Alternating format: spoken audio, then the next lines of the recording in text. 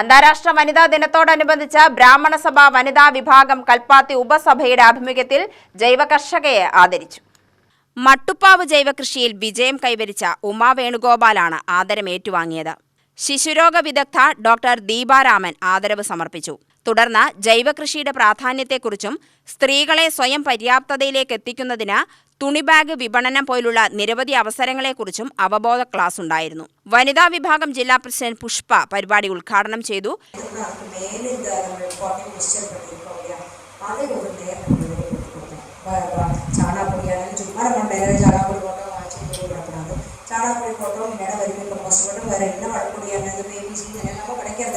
அதெல்லாம் போட்டது அதுமாதிரி அது குவான்டிட்டி நம்மளது பார்த்துக்கலாம். எங்கே நம்ம சாணாப்பொடியெல்லாம் மற்ற நமக்கு அதில் ப்ராப்ளம் வராது. ஏன்னா சாணாப்பொடி இப்போ நம்ம வாங்காத தேபிசி அதெல்லாம் பார்த்தா அதில் நிறைய எல்லாமே போடுறாங்க.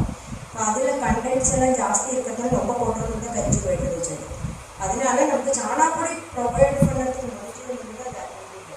കൽപ്പാത്തി ഉപസഭാ പ്രസിഡന്റ് ഗീതാ ഗോപാൽ അധ്യക്ഷത വഹിച്ചു. ജൈവകൃഷി പ്രോത്സാഹനത്തിന്റെ ഭാഗമായി പരിപാടിയിൽ പങ്കെടുത്ത എല്ലാ വനിതകൾക്കും 3 തരം ചെടികളുടെ വിതരണവും നടന്നു.